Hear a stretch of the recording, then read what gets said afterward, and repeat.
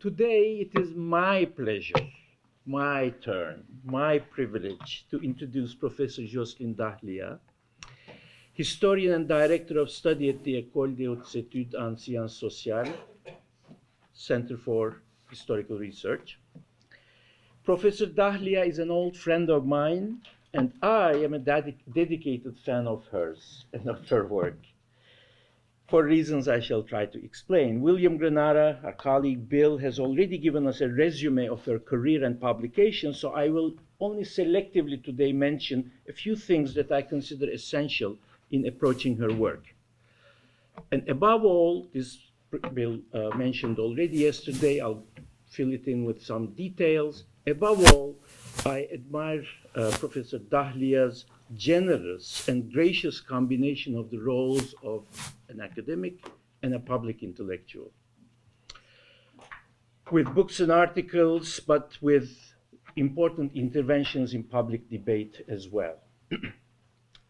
Let's just, by way of example, take the year 2005, when she published two books. One of them, Islamicité, and this is in the plural, for those who know, and that matters a lot for her argument, Islamicité, published in the same year as L'Empire des Passions, l'arbitraire politique en Islam, the arbitrary nature of politics in Islam, perhaps, for the translation.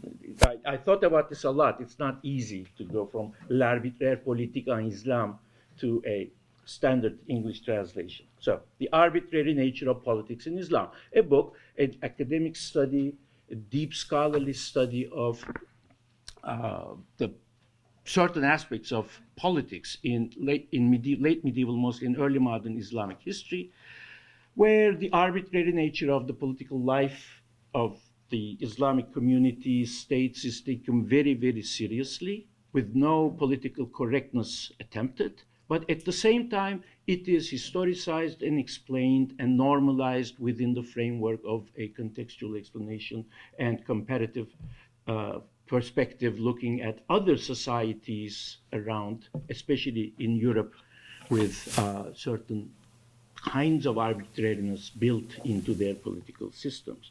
But the book Islamicité is the one where her role as a public intellectual is far more obvious. And one of her readers eventually published a book of her own, where she, and as a grateful reader of Professor Dakhlia's work, she says she drew inspiration from this book, Islamicité, and this concept, and said that it makes room, and I quote, "it makes room for the diversity of meanings given to being and thinking of oneself Muslim." That is a great accomplishment, in my opinion, in this day and age, in the last couple of decades, when who is a Muslim and what is Islam have become increasingly politicized and essentialized, though there's a long tradition of it, questions. She's very well known for having trained a whole generation of scholars and intellectuals researching and reflecting on the past and present of Tunisia and the Maghreb, deepening our understanding of not only those regions, but also by making imaginative use of that anchor in Tunis and the Maghreb, of early modern and modern Mediterranean and European history as well. Her seminar this year is, for instance, and I think since 2017 maybe, for the last few years, she has been giving a seminar titled, and I'll say it in English, History and Social Sciences in Revolution, a Tunisian Paradigm, question mark. That question mark is very important, of course, and the seminar is introduced to the community at the EHESS with, is there any Tunisian paradigm? Is there any specific Tunisian way of carrying out the social revolution? A revolution without any leader? Question mark. Peaceful? Question mark. The question, in other words, is there still any universalistic dimension in the Tunisian revolution? Very much embedded in affairs in the contemporary world of Tunisia and the Maghreb and the Mediterranean since the Arab Spring, raising questions about the universal nature and implications and consequences of those heady days. with, of course, a certain outcome in Tunis as opposed to others, but in Tunisia as opposed to others, but nonetheless, this is the nature of her seminar, where students have been discussing the nature of Tunisian paradigm, if there is such a thing. As I said, the question mark is very important. In any case, somebody who knows the scene in Paris quite well and at the Ecole said to me the other day, and I quote, "The Tunisian public sphere in Paris is her seminar." Two of her books have recently been translated into Arabic. I was very happy to find out last night. These kinds of translations, transmissions are very important in our field, and they don't happen so very often, unfortunately. Islamicité and her book on Islam in Europe have both been translated, one in Morocco and one in Lebanon, I understand. I just want to read a couple of things from passages from her, from an interview she gave in 2014, which again speaks to that anchor in Tunisia while engaged in deep research in medieval Islamic history and early modern Islamic history. "My initial approach," she says, "was to act and work within the context of Tunisian society, my home. For a long time, what mattered to me was having an impact on Tunisian and Maghrebian society. Whatever logic there is to my trajectory lies in this commitment."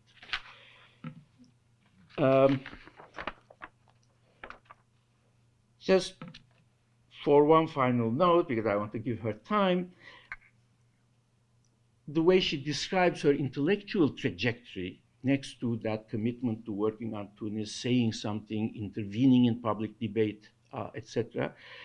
I want to read these three sentences in which we can see a well laid out project as she moves from one book to another, and her lecture on Tuesday and today amount to the third phase of this long-term project. "In my own work," she says, "I have gone from this very general approach to considering commonplaces regarding Islam, Islamic societies, Islamic politics. I have gone from a general approach to considering commonplaces in Le Divan des Rois, to a more concrete approach focusing on political crises in L'Empire des Passions," her second big book. "And I consider the book I am currently writing on the Sultanic Harem as the third volume in this series."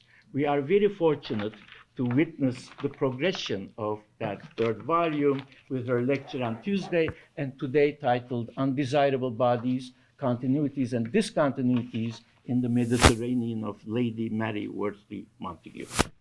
The floor is all yours.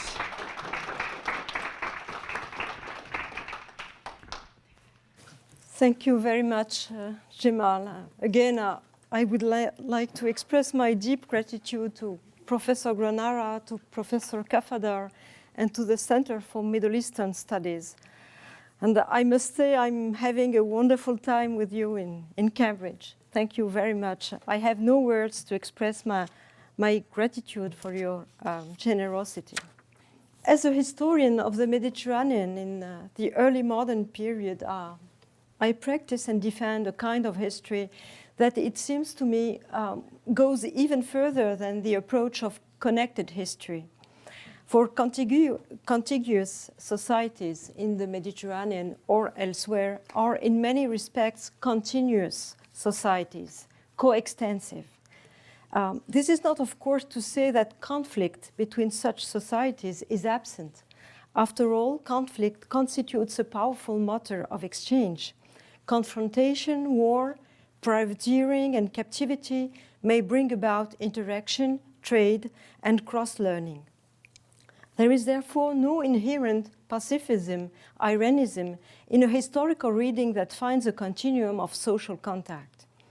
Inversely, this continuity by no means excludes institutional, cultural, or societal differences. A continuous world is not necessarily a homogeneous world.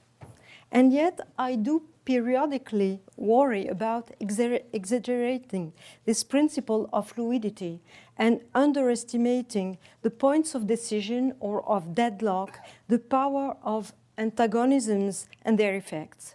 Like many historians, I wish to move beyond binary oppositions and overly antagonistic schemas. It is with a certain wariness that we today perceive the excessively schematic character of analysis cast in terms of alterity, othering, orientalization, and so forth. But conversely, we might ask to what extent further study of historical continuities, the study of the circulation of men and women, of goods, ideas, and aesthetics, may be done without losing awareness of the violence, the racism, the hatred, and the various forms of alterization, othering. The 19th century in this respect is a perfectly readable and comfortable century. In a colonial, or if I may say, a peri-colonial context, Orientalism is accompanied by a strong eroticization of the colonized body, by its hypersexualization through a well-known process of alterization. In case of the Maghreb, which is my interest here, the 19th century sees a sudden profusion of lascivious female bodies, whereas before this time, images of Maghrebi women, mainly left by European, owing to the general aniconism of Maghrebi societies in this period, were very limited in number. There is thus, in the 19th century, a marked sexualization of bodies, though the principle of alterity and coloniality was nothing new. Representations of Moors and of Turks in Elizabethan theater, for example, continues to give rise to innumerable academic studies. Yet it's worth noting that in these Elizabethan periods, Englishmen were joining Maghrebi fleets, working for Muslims. Moors would rove for the English fleet, and English or Irish women were part of the harems of Maghrebi dignitaries. Alterity and coexistence thus went hand in hand. However, we do not find in the Maghrebi sources, in the North African sources, indications that the blondness or fair complexion of these Englishmen and women were specifically eroticized or superiorly eroticized. The dynamics of alterity and desire before the 19th century are not, in fact, so well known to us. This is why I would like here to reflect on these questions, to attempt to see how, before the Orientalist explosion of the 19th century, attributions of alterity between Western Europe and the Islamic world, whether reciprocal or not, overlap with very real phenomena of interconnection, circulation, and knowledge sharing. I would examine the alterization of bodies, starting not from the theme of desired bodies, of attraction, sexual attraction, but rather from the other modality of racism, those undesirable bodies scorned as other or as animal or desexualized. And to do this, I'm going to take the risk of starting from an author on whom I have no literary expertise and who has inspired more studies than anyone could read. I'm speaking of Lady Montagu and her Turkish letters. As you know, she was a consul's wife, and she's, of course, well known for having described Ottoman harems in an absolute fascination for the beauty of the women, the beauty of the places, their luxury and refinement, as well as the beauty of the music, of the chants, and the excitement that all this inspired in her, an excitement that was assuredly sexual in nature. She is so stirred at one point before the dancers of her host, the fair Fatima, that she writes, "Nothing could be more artful or more proper to raise certain ideas. I am very positive the coldest and most rigid prude upon earth could not have looked upon them without thinking of something not to be spoken of." She also described the Turkish baths of Sofia, wondering at the beauty of the naked bodies, as well as the harmony and civility that prevailed in these places, where free bodies related to one another without vulgarity. This admiration famously earned her the mockery of Alexander Pope, who nicknamed her Sappho, a dig that would be repeated by Jonathan Swift. In fact, as is well known, Lady Montagu represented a nascent feminist current, one which paradoxically perceived the spaces of gender segregation in the Islamic world as spaces of freedom for women, of feminine community that allowed for forms of autonomy still unknown in the Europe or the British Isles. It has, for this reason, been considered a feminism emphasizing a transboundary sorority. I refer here in particular to Felicity Nussbaum's Torrid Zones. Yet, the same Lady Montagu, when she travels through Tunis in July 1718, on her way back to England, shows herself to be anything but fascinated by the beauty of the women and is far from feeling the least bit of feminine solidarity with them. The reader is surprised by the extreme brutality of her gaze. Her remarks are worth quoting at some length. Montagu indicates that in Tunis, in the city itself, the traveler sees nothing, so to speak, because the women are veiled from head to foot. However, she continues, since the women are, I quote, mixed with a breed of renegados, convert to Islam, they are said to be fair and handsome. End of quote. The Eurocentric racialization is clear. The only visible unveiled women are in the country. And Lady Montagu and her husband come to Tunis in the height of summer during Ramadan, and the extreme heat forces them to visit the ruins of Carthage only after nightfall, and she paints quite a picture. We saw under the trees companies of the country people eating, singing, and dancing to their wild music. They are not quite black, but all mulattoes, and the most frightful creature that can appear in a human figure. They are almost naked. But the women had their arms to their very shoulders and their necks and faces adorned with flowers, stars, and various sorts of figures impressed by gunpowder, a considerable addition to their natural deformity. To be sure, in Turkey, Montagu had seen hands dyed with henna and eyebrows marked with surmi, and this bodily ornamentation has not appealed to her. But it was simply distasteful. By contrast, the mention of gunpowder in the above description with its suggestion of firearms and war denotes a certain masculinization of these Tunisian women, or at least a neutralization of their gender. Ugliness of bodies, tattoos, wild music, this picture is already repulsive, but the following day brings something even worse. While taking shelter from the heat in the ruins of Carthage, Lady Montagu observes the women who approach her. While I sat here from the town of tents, not far off, many of the women flocked in to see me, and we were equally entertained with viewing one another. Their posture in sitting, the color of their skin, their long black hair falling on each side of their faces, their features, and the shape of their limb differ so little from their country people, the baboons. It is hard to fancy them distinct race. I could not help thinking there had been some ancient alliances between them. How are we to make sense of such a terrible passage? How are we to understand the immense gulf between the penetrating charm of the Turkish harems and the animality attributed to the women of Tunis? The likening of these women to baboons seemed so incredible to Pierre Chevin and Anne-Marie Moulin that in their French translation of the text, they rendered baboons as Bedouins, thus deforming the text, perhaps unwittingly. There are several possible explanations for this violence. One could, of course, attribute it to an aristocratic contempt. Montagu would have identified with the Ottoman ladies and scorned the country plebeians. On this view, her contempt would be simply class-based. It's worth noting, however, that she makes reference to a particular land, Africa, the monkeys being, quote, their country people.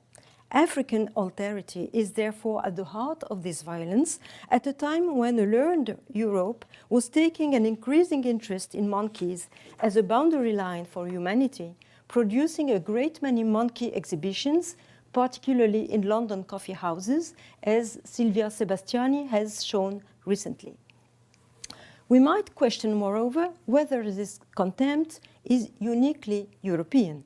One cannot but hear in these severe descriptions of the Barbary states, the European name for this coast, the echo of a recurring opposition of Turkey and the Moorish countries. Lady Montagu was verbalizing both the contempt that the Central Ottoman Empire had for this peripheral province and the contempt that has always led early modern Europe to judge Moorish societies inferior to Turkey, to see them as disordered and savage, as lacking moral values, beauty and richness. Finally, there is a recurring framework at work here that is also found in many descriptions of Greece and Italy. The visit of ancient ruins, like those of Carthage here, is accompanied by considerations on the degradation of contemporary societies whose ugliness and ignorance contrast with the grandeur and beauty of the ancient stones. Can one analyze such complex constructions of difference and race through a history of disgust, both repulsion and desexualization, since we give to sexuality an equally crucial role in the thematics of domination and alterity? To begin, what found the idea of an African body? When and how does the idea of a specifically African body, a specifically feminine body, emerge? And to what degree is it distinct from an Oriental body? In this context, I must return to a question I rapidly mentioned earlier, namely the question of Safism. For Safism pervades the descriptions that Lady Montagu gives of Turkish women, but is strikingly absent from those of Carthage, where she describes female bodies that are nude but absolutely not eroticized, hideous, repulsive, stained with tattoos, and so on. More generally, there is always an underlying question of lesbianism. Nicolas de Nicolay, for example, related the Turkish tribades of the harems to the tradition of Sappho and Lesbos. This was also a way of rationalizing or even ennobling lesbian practices. But in Africa, the founding moment of an alterity of bodies turns out to be much more recent than antiquity.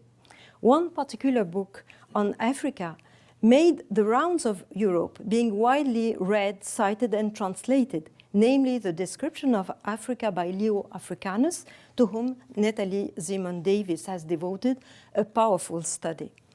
On the subject of female bodies, a famous passage from this book depicts the fortune tellers of Fez, who at the same time constitute a sort of lesbian sisterhood, the Sahaqat.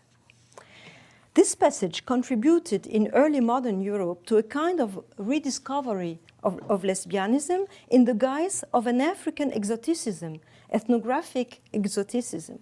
Moreover, according to a great number of recent works on these questions, this book constituted a key moment of medical history. For Leo's account of the Sahaqat was bound up with his account of female circumcision, not in Morocco, but in Egypt.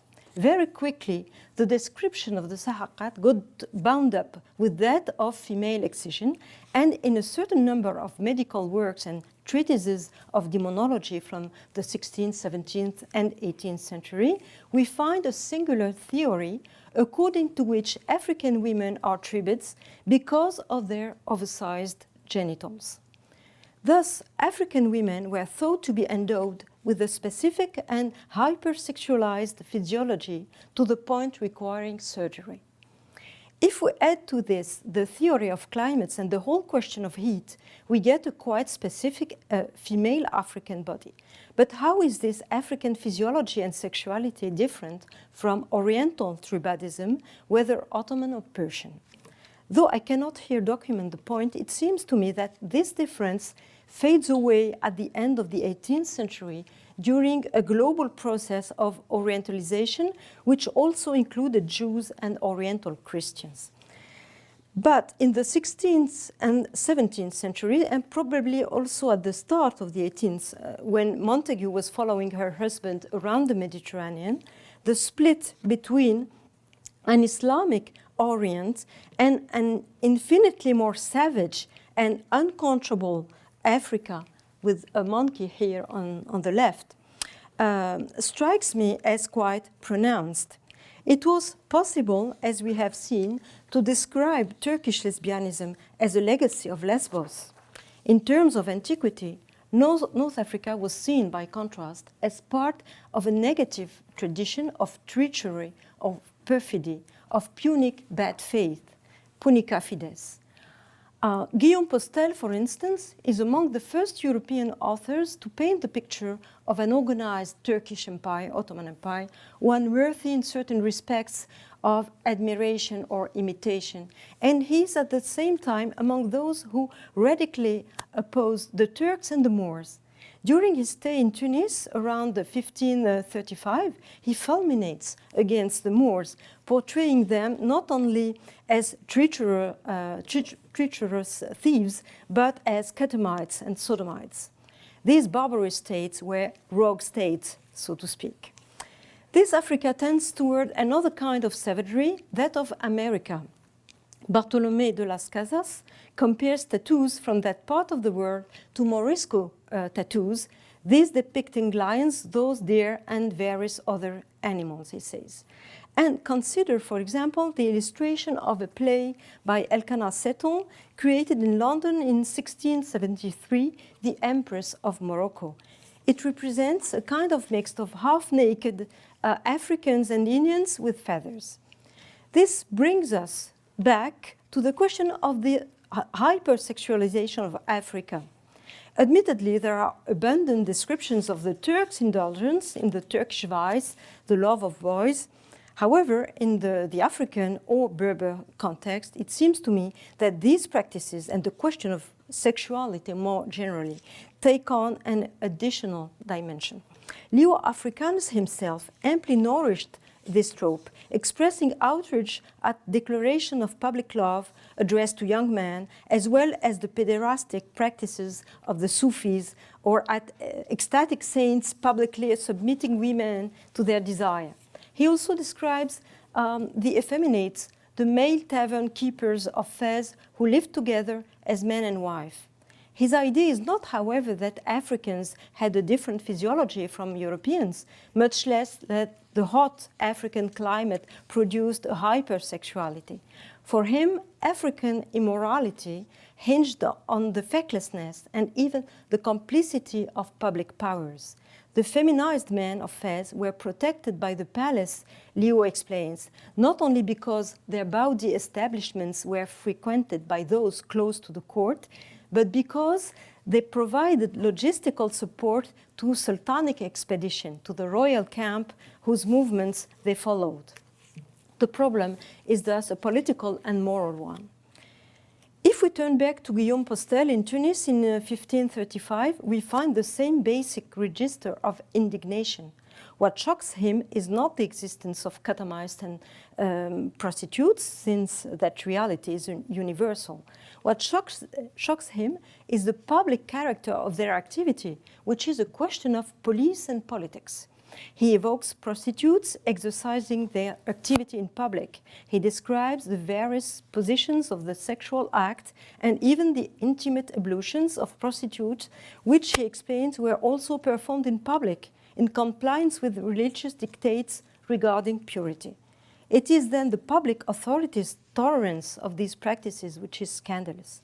One hears the same key of indignation in the writings of a French ambassador in the 17th century who compares the Levant to Tunis and Algiers to the detriment of these two provinces. And here we find lesbianism once again.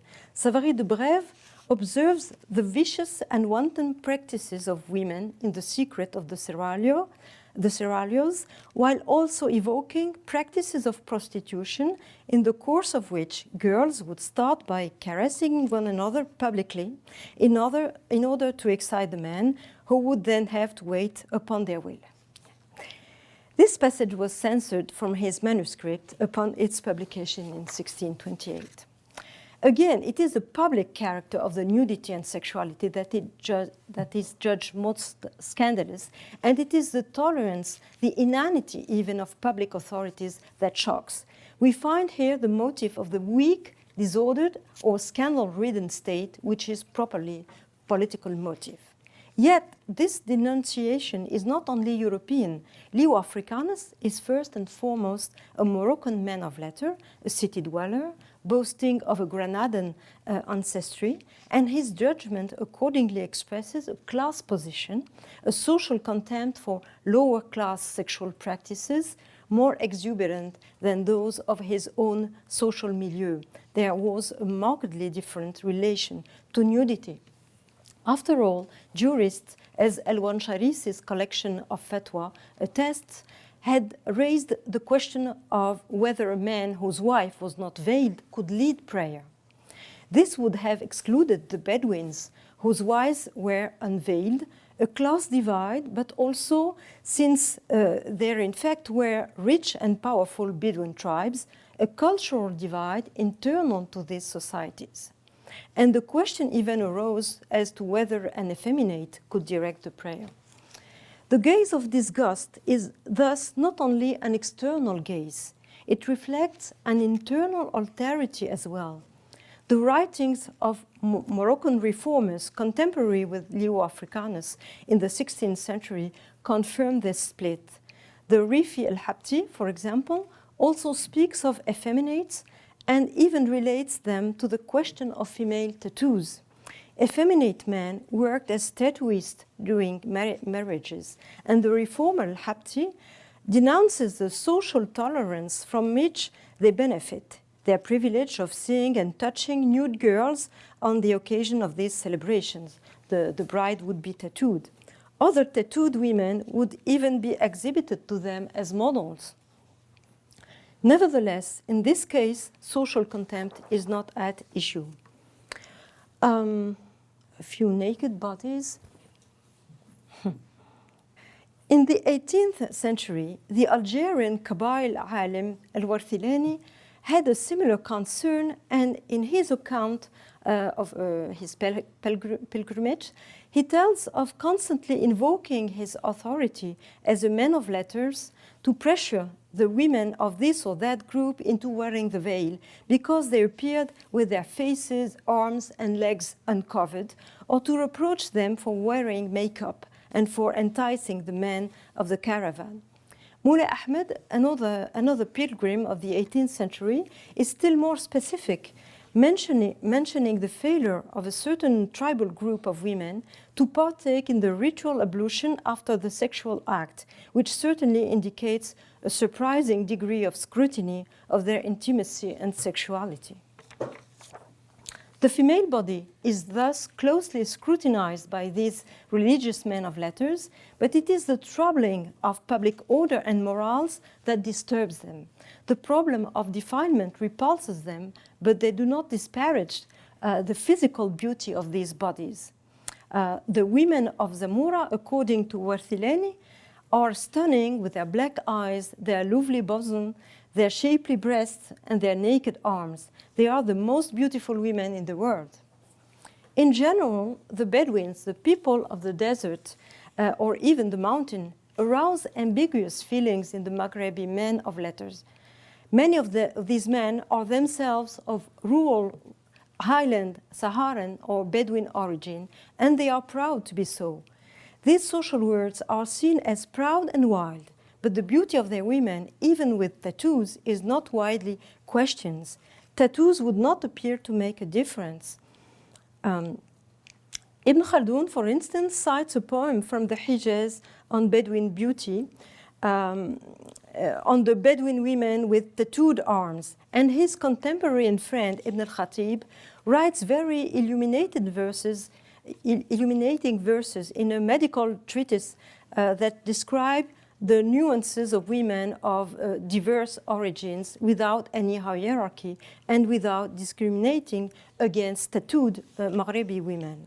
The Maghrebi women, he says, with black hair, a kind face, sweet smile, honey-colored and very red lips with a dark shade, and wrists whose beauty is perfected by mirrors and the indigo drawing of the tattoo. The last reference to Christian women in a 14th century work is, to be sure, an indication of this Islamic milieu's totally inclusive relation to Christian and European women. They are one type among others of the creation. I do not wish to suggest that there is no xenophobia or xenophilia relative to Europe, only that before the 19th century it does not appear salient. There is no pronounced exoticism of the fair-skinned European woman.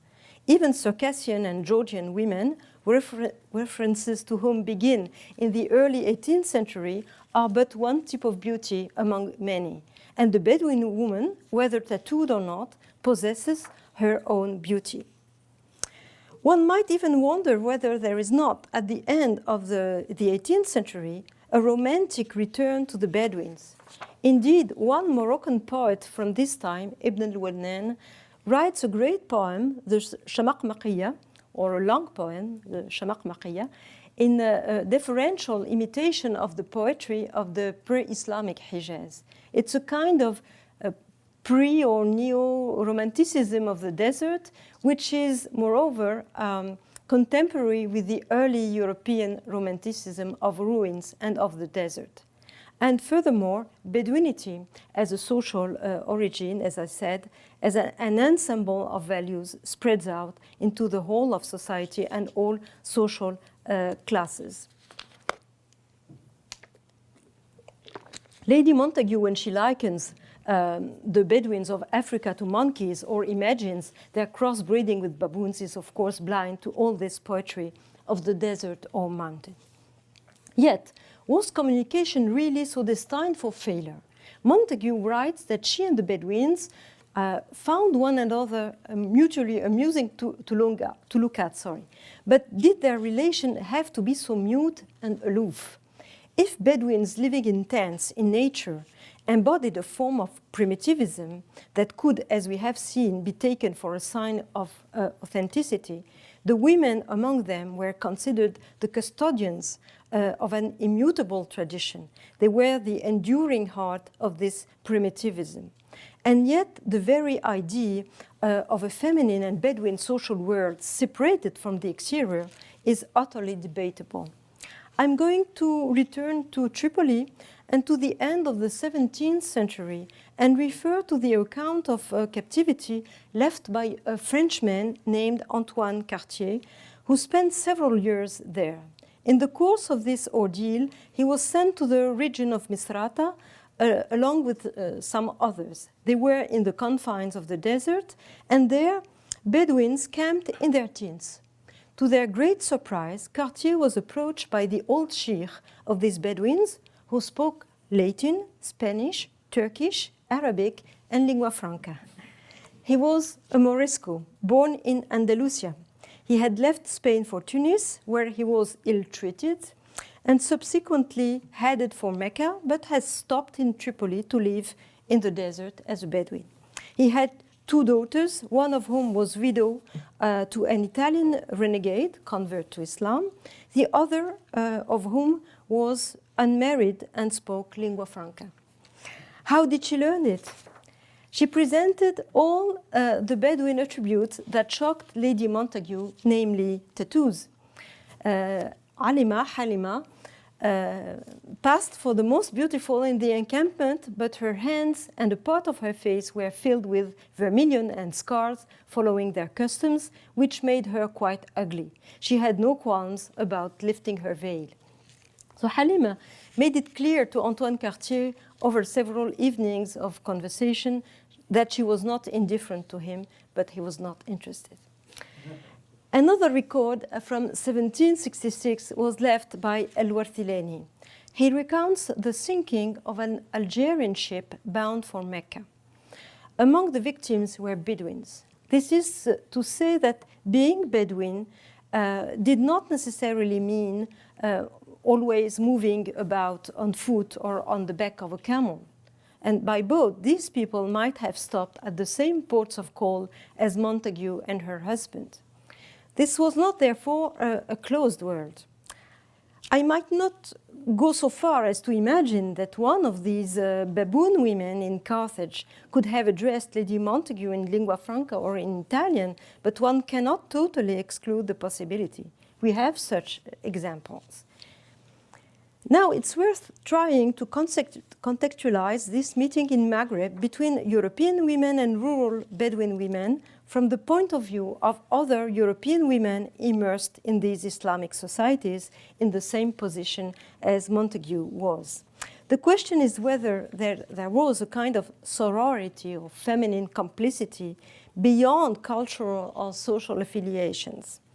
A current of recent research, notably the work of Billy Melman, answers this question in the affirmative. These researchers generally centers on the 19th century, which is a period that consecrates the idea of women as victims par excellence of Islam and of Islamic societies and traditions, so that a kind of empathy and solidarity can be found in their shared status as victims. This victimization of women was not so pronounced, however, at the start of the 18th century. Apart from Montagu, we might turn to the autobiographical narratives of two other women connected to English consuls in the 18th century in Tripoli and in Algiers. The point of view of Mrs. Broughton in Algiers is quite similar to the one. Yes, a few pictures with tattoos on the hands or on the arms. The point of view of Mrs. Broughton in Algiers is quite similar to that of Montagu, right down to the thoroughly colonialist tone. She manifests a condescendence towards the Moors of Algiers that often verges on racism. But she's also fascinated by the beauty of the dwelling of the day's wife, as well as by the beauty of women of high social status or of those who moved in this milieu, such as the Georgian attendants of the day's wife, who are obviously judged closer to European ideals. Symmetrically, a visit to the Kabylian village of Buzarea brings us back to the model of savage Bedouin women. As with Montagu, their ugliness is the ugliness of tattoos, of a writing on the body that remains incomprehensible, indecipherable. The repulsion is social rather than racial. The fair sex were much uglier than the men. Their skin was ornamented with many blue devices in the manner that sailors adorn their arms by gunpowder being introduced under the skin through the perforation of a needle. And what is more, these masculine women with sailor-like tattoos are described as lacking cleanliness. In the case of Miss Tolley, the sister or sister-in-law of the English consul of Tripoli, who was born in Tripoli and who had learned Arabic as a child, she was creolized in a way, we find a quite different empathy toward these Bedouin women. It is true that she describes aristocratic milieus according to the beauty of women, who are mainly of the Greek ruling class, but the beauty of the Bedouin women is emphasized. They ornament their hair with bits of glass, tin, china beads, and coral. Some of them look handsome. Their skin is very dark, almost black. All of them have black eyes, amazingly white teeth, and in general, handsome features. This portrait is thus totally opposed in valency and judgment to those of Montagu and Broughton, but all three accounts come together on the question of tattoos. Tully writes, they had the barbarous custom of scarifying their faces, particularly their chins. She also mentions the painful character of tattooing with needles. Then, unlike both Montagu and Broughton, she converses with these women. We went into one of the best-looking tents and had a great deal of conversation with the women in it. One of those we spoke to had beads of different colors set in her face, particularly round her mouth and in the middle of her cheek. By this conversation, Tully also restores to these women a dignity through work, for they are busy weaving. What these ladies' various reports have in common is fundamentally the totally asexual, unsexual character of their observations, the absence of eroticization either of the beauty or the ugliness they perceive. This contradicts the rather quick and automatic connection that we establish between alterization and sexualization, which will also present itself in the 19th century, as it is well known, as hypervirility or masculine limpness. The sexual framework is remarkably absent from these women writings. And moving to a wholly colonial period, I would conclude with the example of a great American writer who placed herself directly in the service of French imperial power. In 1917, Edith Wharton is invited to Morocco by none other than Lyautey, the Resident General of France, head of the French administration, and her book in Morocco offers an apologia both of his work and of colonization. Her narrative of visiting the harems is almost entirely de-eroticized and echoes the same social precarity and mixing that we keep encountering. Wharton's narrative also has the virtue of linking Turkey and Morocco, not by the voyages of the novelist, but by those of her interlocutors. In Marrakesh, indeed, Edith Wharton recounts a visit to the harem of the Qaid and her conversation there with some young Georgian concubines of great beauty. She contrasts, I quote, the passive daughters of Morocco with the relative freedom in which the Georgian girls had been raised in Constantinople. These letters show her photos of their youth in Istanbul, and Wharton explains that she has trouble recognizing in these young girls photographed in very common clothing the superbly dressed and tattooed ladies in front of her. They represented groups of plump, provincial-looking young women in dowdy European ball dresses, and it required an effort of the imagination to believe that the lovely creatures in velvet kaftans with delicately tattooed temples under complicated headdresses and hinned feet crossed on muslin cushions were the same as the beaming frumps in the photographs. There is thus an Africanization of these feminine bodies that is related to beauty and luxury. Henna and tattoos become a sign of this beauty and luxury. The hieratic and traditionalism in which the new colonial ideology confines Morocco, in which Lyautey confines Morocco, tend to magnify the framework of savage Africanness that was so prevalent before.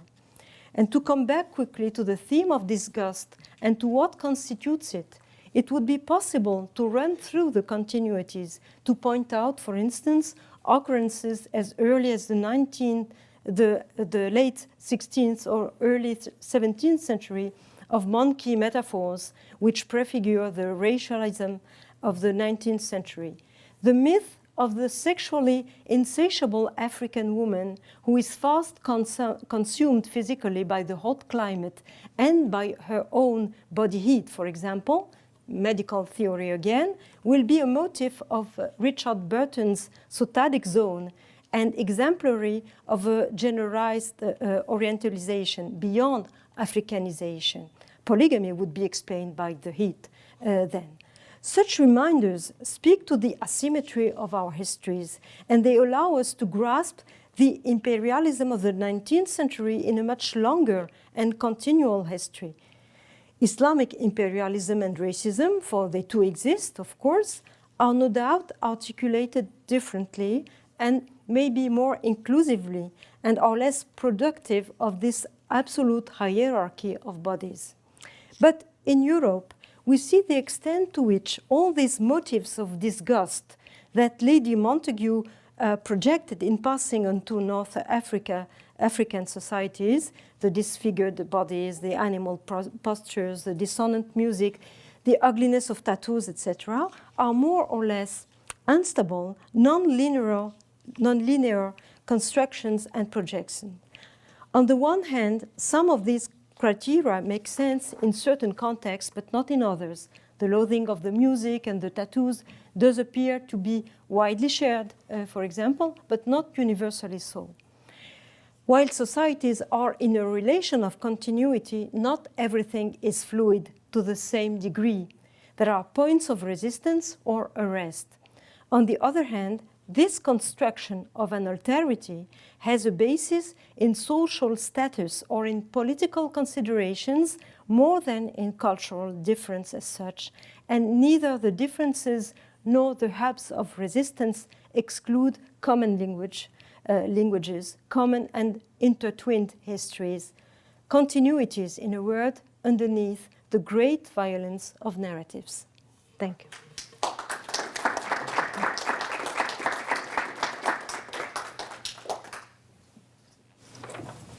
Thank you for a very interesting lecture. Thank you.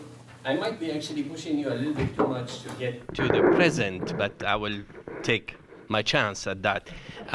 Since you identified different stages of representation of women, I'm wondering how do you relate that to the later Islamic representation of women? I'm thinking of Nasruddin Shah photographs of women in the H.A.R court, but more recent pictures like Shireen Nashat's representation of women, and most particularly Lala Sayadi work on Moroccan women in particular.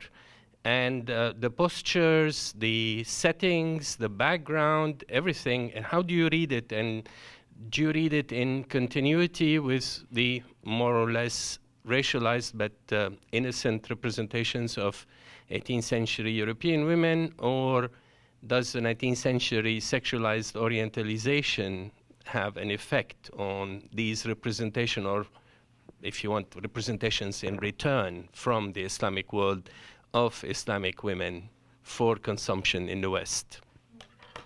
Thank you for this question. In fact, I have my purpose is to write a paper on this question of photography and these representation of the end of the 19th century and the early 20th century. We can add to the example you gave the photographs of Sultan Moulay Abdelaziz. So Nasruddin Shah paved the way, but there were some other examples. And in Iran, for example, there is a tendency to take this as a kind of Occidentalism. And there is this idea of Nasruddin Shah going to Europe and being fascinated by the ballet and bringing back this famous chalete skirt for his women. And it seems funny to Western people because at the same time there is a kind of Western dress, and there is this beauty of women who wear mustaches and are very hairy. And we find something very similar in Morocco or in Tunis at the same time with the mustaches of women, and this idea that I think there is a kind of continuity between men and women in terms of gender. It's a linear spectrum. It's not a very binary opposition of gender. So this is a turning point, maybe, where we have this mix of Oriental taste, Orientalized taste, Western taste, at the same time as we have this kind of continuum between gender with many pictures of cross-dressed dancers, for example. That's the way I'm thinking of these pictures. It's neither. Sorry. Your project will come down to the present, or you're stopping at this point here? It will come back to the early 20th century. On Tuesday, you told us that you would speak about the urban spaces, public spaces, and indeed you did. So that followed up very well on mobility, the theme you had introduced, and then the visibility or lack of visibility of women in urban public spaces was indeed part of what you presented today. But if we want to take this maybe a bit further, then deal directly with public spaces rather than the way it appears in descriptions of women's bodies, sexualities. The public bath was clearly already well developed in the presentation. What about other public spaces where these kinds of course, when we're dealing with the Bedouins, I guess these urban public spaces, again, are not relevant, right? The encounters you mentioned with regard to Bedouin women or women in those settings would be out in the country, I imagine, yes, if I'm not mistaken. But the Guillaume Postel example was in the middle of the city. It was on the public space. Would one be able to develop specifically a spatial understanding of these encounters, looking at public squares, mosques, shrines, temples of all sorts? I'm really curious because of my own interest in public spaces, especially in urban life. Would one be able to systematically develop an analysis of these encounters or the sites where women are observed by looking specifically at spaces of this and that and the other sort? Well, an interesting entry to this question would be the book of Leo Africanus, the description of Africa, because he gives a lot of description of women and makes a lot of commentaries on their beauty. So we suppose that he has seen them without a veil, and he goes to any part of the villages, the city. So it's incredible the way he can see these women and describe their bodies, their activities. Ladies spinning, for example. So he had to come into the houses, or were they spinning on the top of the roof and sending the wool down? You see. So this would be helpful. Anyway, I think that we should not look in a retrospective way to these questions. I take for granted, or I think anyway, I don't take anything for granted, of course, but I think that women were much more visible in the public space in these periods than today, with, of course, periods of Puritanism and hard control.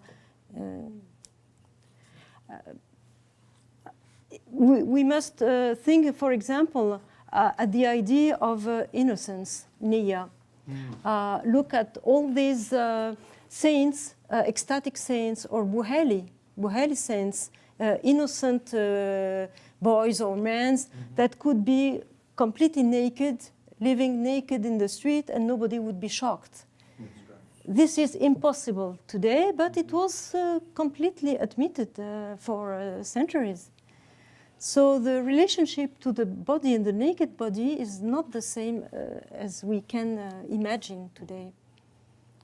And even the costumes, the nudity of the breast, for example, would be something very common.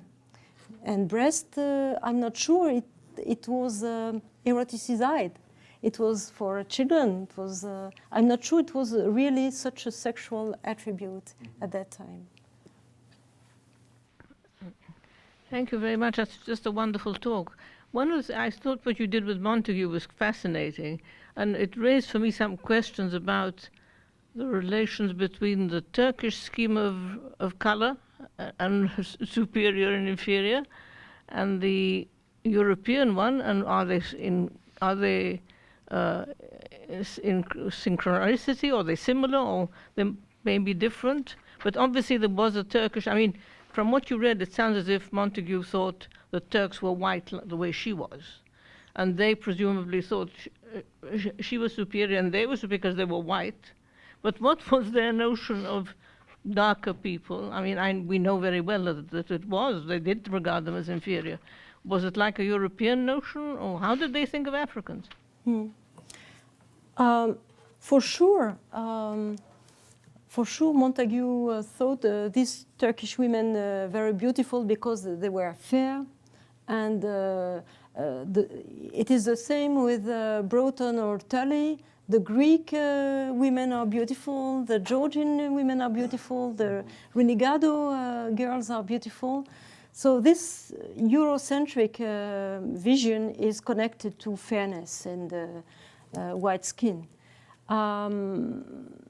But I cannot find this,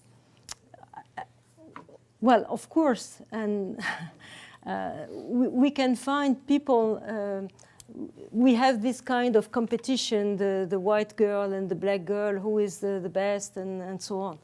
But it's a kind of poetic game.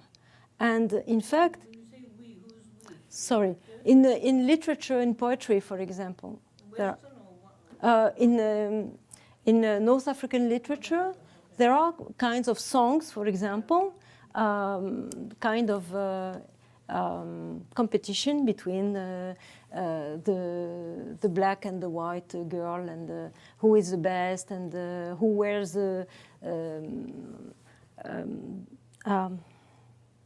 on whose skin gold would be better, would look better, and so on. This kind of literature does exist. But there is a clear recognition of the beauty of black women and dark skins, for sure. Especially Abyssinian women. So they are much prized and even much expensive as slaves. Does this answer your question? Not quite, because yes? I'm currently working on the Turks in Egypt. Yes. There's no doubt they thought the brown people inferior. There's no doubt of it. Yes, but I'm beautiful, but they are racial. You know, I don't know whether it's racially. I don't know how to describe it. I don't know what the correct. In Tunisia, it might be. In Morocco, for sure, this is impossible, because in Morocco there is a very strong position of black people as a political project of Sultan Moulay Ismail in the 18th century, and he placed black people in the administration, took them as his viziers, ministers, and leading families were black, or took black women. So how can you think that you are superior if your patron is a black person? It's more complicated. The tattoos, and on this one, clearly tattooed faces with a black woman, clearly black woman, on the left. Thank you. I'd like to ask a question about you as a historian and the way that you approach the material, that these travel accounts. I also read a lot of travel accounts as an historian of the Mediterranean, and some things are very striking in terms of almost the genre conventions. You describe the city, you describe certain attributes, you describe the beauty of the women of a city or a country or a certain area. It's almost an expected convention. And I find in the Balkans where I work, the first couple of times I encountered a description of Bulgarian women, I thought, this is incredible. It felt almost cinematic. It was so detailed and so rich. And then I realized that same passage was written 20, 30, 40 years before. It was almost like a word-for-word description, the same jewelry is. And then I realized that before that, a previous... So I just discovered the kind of repetition of these tropes. What I thought was very clearly a first-hand observation recorded in a kind of anthropological way turns out to be they didn't even necessarily need to go to Bulgaria to write this passage. They could have just borrowed it from. So how do you train your eye as an historian to use these sources and to recognize when these sources are writing from experience versus writing from the conventions of the genre? Well, the tropes themselves are to be studied as such. So, in a way, we are so lucky to find the proof of a commonplace, of a pattern, recurring pattern, has to be studied in itself, of course. And and it's true that sometimes you wonder, is it a real experience or not? What is interesting is when you have a kind of disrupture. For example, Leo Africanus, he writes as a Moroccan man of letter, Alim, but his position in Europe, in Italy, makes him speak more freely of something he knows as a kind of indigenous knowledge, vernacular knowledge. So we have both the tropes and a kind of freedom of speech that is unusual. Well, this is the kind of situation we are lucky to find sometimes.